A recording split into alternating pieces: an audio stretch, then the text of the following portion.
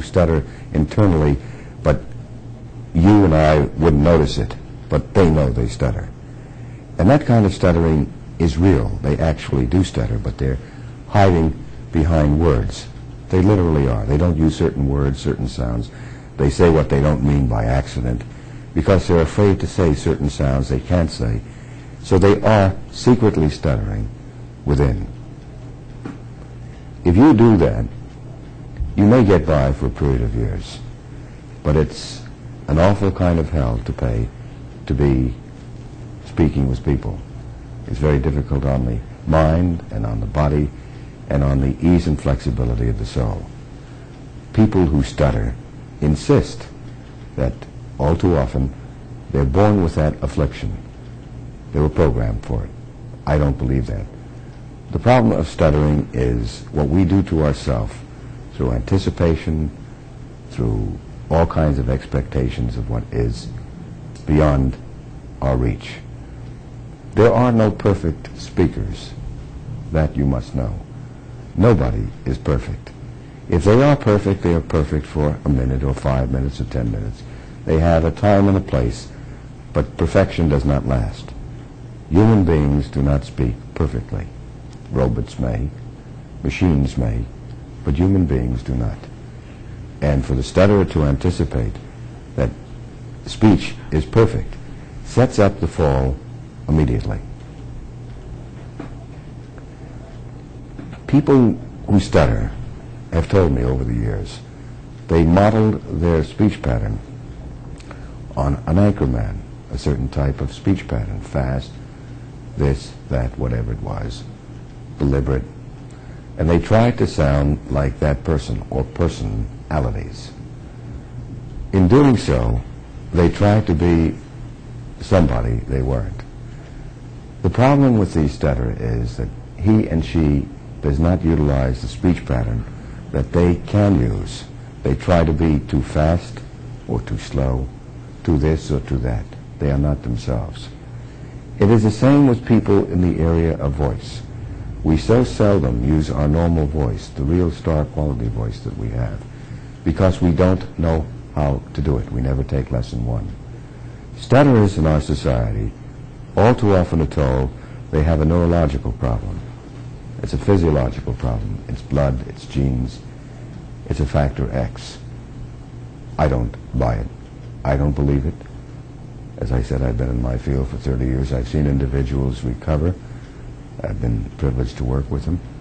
If they had a neurological or physiological problem, they could not overcome the problem by changing their misconceptions and overcoming their myths. What are their myths? Are there additional myths? Yes, the additional myths are that there's some kind of factor X that makes them different than you and me, that they simply were born to that kind of thing. It's like ability. You have certain abilities, and in time those abilities come out. I'm saying something else. I'm saying that stuttering is not like the abilities. Speech is normal for all of us. Normal for all of us. And basically, we mess it up by trying to be perfect. Can we do it? Can we become stutterers in adulthood? Yes, we can. We can become stutterers if we start believing that we have to be perfect. There are cases now and then where individuals begin to stutter in adulthood because they try to be what they aren't and preform the tongue. It's not too often, but it does happen. As I said, the vast majority of people who stutter between the ages, between the ages of 3 and 7. Why? That's the time we learn to use the motor pattern, the speech pattern. We become who we are at that time. And who are we? We learn to play with sound. We babble. We have echolalia. We have repetitions and hesitations. We are not perfect. If the family, the mother or the father or the siblings or relatives say, you shouldn't do that, you shouldn't do that, they use the hesitations, prolongations, and repetition themselves. I've heard them. And they're telling others, children, not to do it, because they don't hear themselves. If we heard ourselves played back on a tape machine as we speak, you and I, we would find that we have a lot of disfluency. Those are bobbles. Disfluency is the word we use in the field of speech pathology to say that we are imperfect. And if you taped yourself and played yourself back, you would hear yourself with a number of hesitations, prolongations, repetitions, vocal size, and many other imperfections. You know what I mean? You know, and I mean. Throughout the day, people say, you know, I mean, you know what I mean. You know. Those are normal people who simply have an inarticulate style. They're not too expressive. And it's much easier to get by saying, you know, and I mean. If you know what they mean, you can identify with them. I all too often don't know what somebody means when they say, you know what I mean. If I knew, they wouldn't have to say, you know what I mean. They would have to tell me. I'm into language and speech, and I like to hear people explain what they have in mind. Misunderstandings in life come from not really understanding what the other person says. We thought we did. You know what I mean? But you have to be aware that we are so filled with hesitations and prolongations and repetitions. Stutterers look to the politicians and say, listen to how gifted they are, how fluid and fluent and easy they are in their speech pattern. They look to the talk show hosts and radio announcers and other people, and they fail to realize that these are speakers who have been working at speaking for years and years and years and have learned to take the hesitations and prolongations and repetitions out of their speech pattern. You can do that as you grow older, but you first have to learn to bobble and be normal as you're growing up. There are ages and stages in life. Between the ages of 3 and 7, taking the bobbles out is possibly the worst thing you can do if you want to grow up normal. People who don't grow up normal have removed those bobbles, tried to be perfect, and in adulthood, if you watch the lips, they're preforming the lips, the tongue, you see that. Now, if you're telling me it doesn't bother you, you're a better man than I am, or a better woman, Gunga Din. But for me, it's bothersome, and it doesn't have to be. Stutterers stop the breathing pattern. They have no air, and they're still going. We cannot talk without air.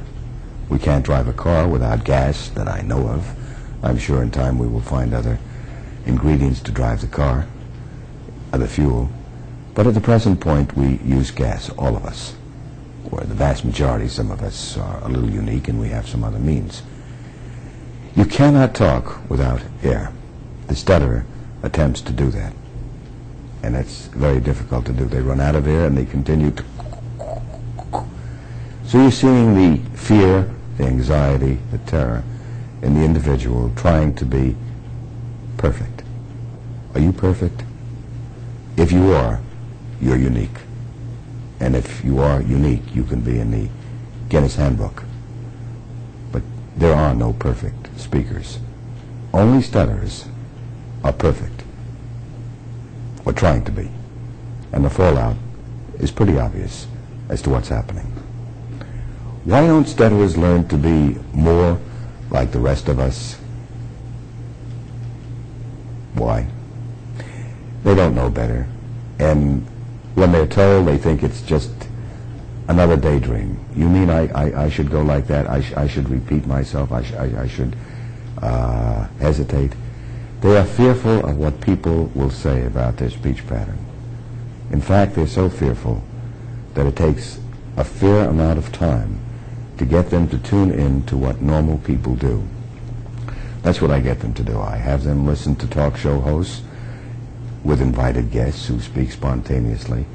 When people speak spontaneously, they are such bobblers you cannot believe. And that's the way it is. We are all bobblers.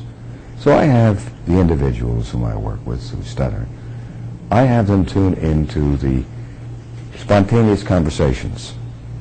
And they come back saying that everybody stutters.